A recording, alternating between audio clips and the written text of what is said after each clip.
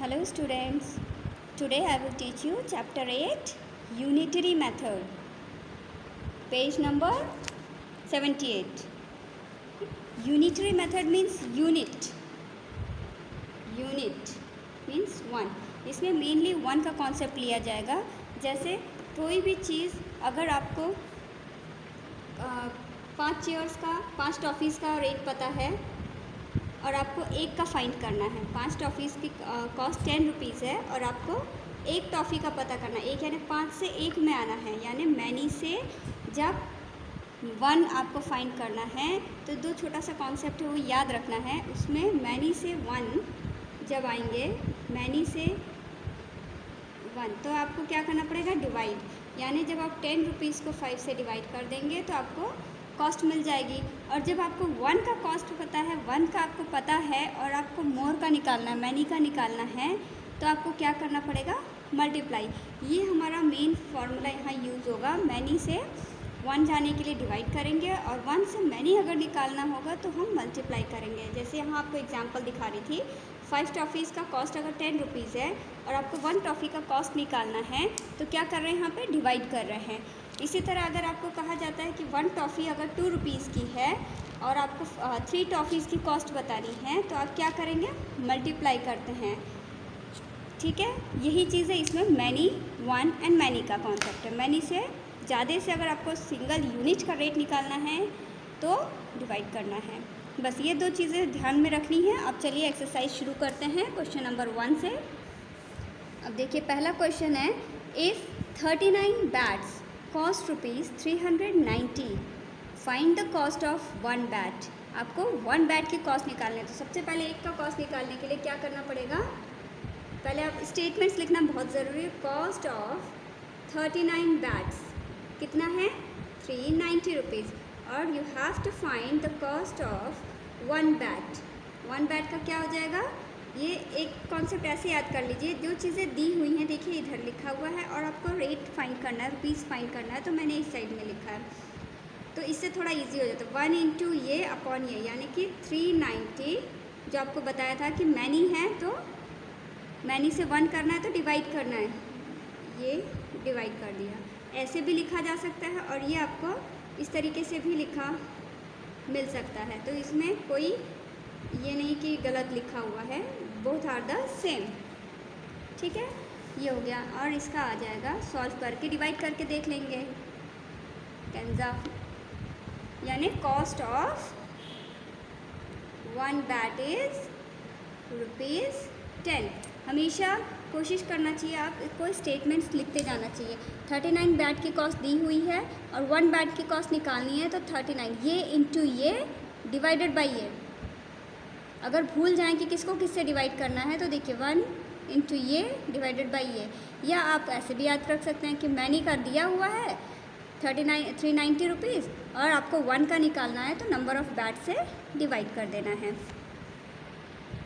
तो ये आ गया cost of 1 bat is ₹10।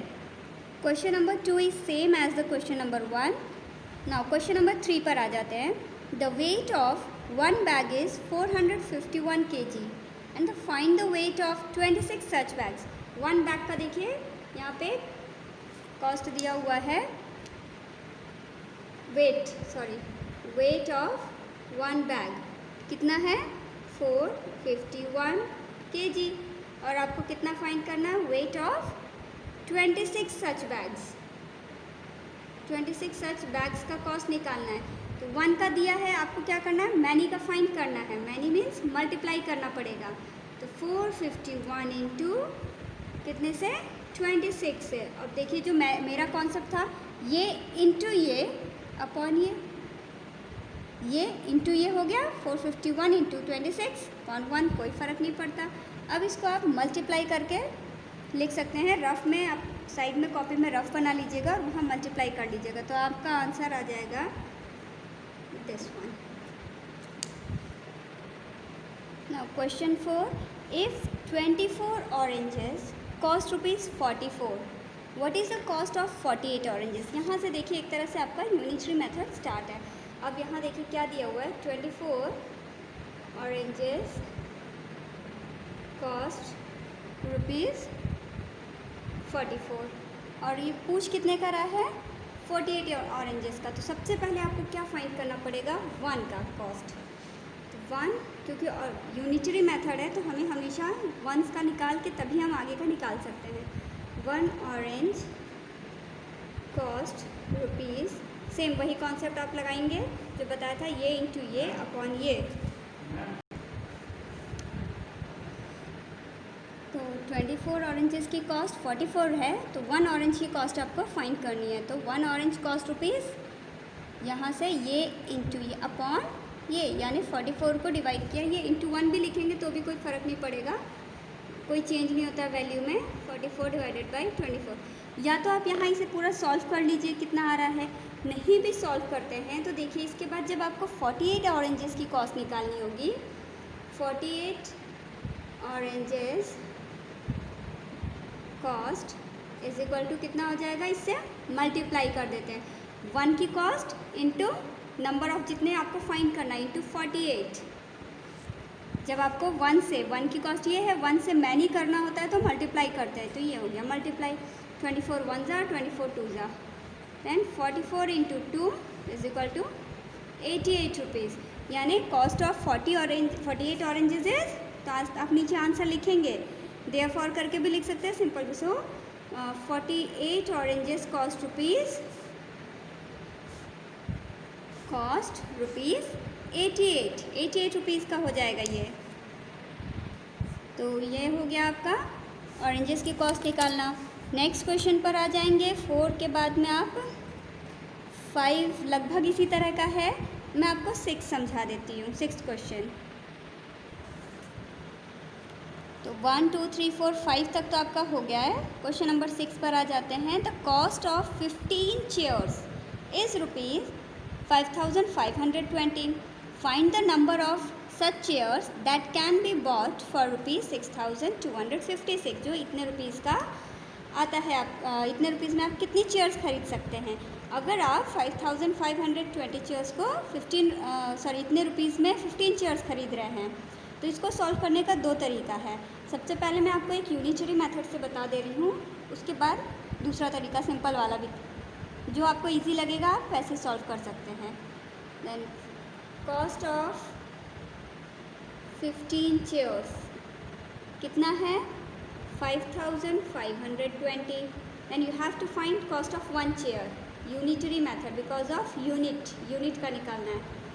1 chair is equal to 5520 upon 15, that is, आप इसे डिवाइड करके देख लेंगे रफ में, अपनी कॉपी में साइड में रफ बना लेंगे, ये आ गया इतना।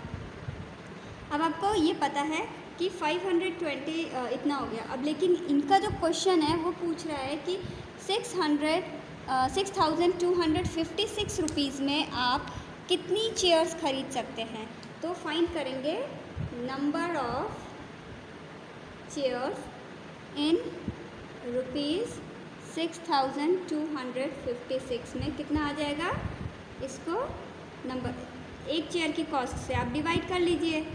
एक चेयर इतने की है, एक चेयर की कॉस्ट से डिवाइड कर लिया तो आपका आ गया 17 चेयर्स, यानी इतने रुपीज़ में 17 चेयर्स खरीद सकते हैं। एक और इससे सिंपल आपको शायद लगेगा दूसरा तरीका, देखिए जो चीज़ दी हुई है, आपको रेट दिया हुआ है और आपको क्या फाइंड करना है, नंबर ऑफ़ चेयर्स फाइंड करना है।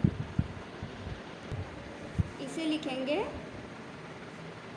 Number of chairs in rupees 5520 कितने हो गए 15।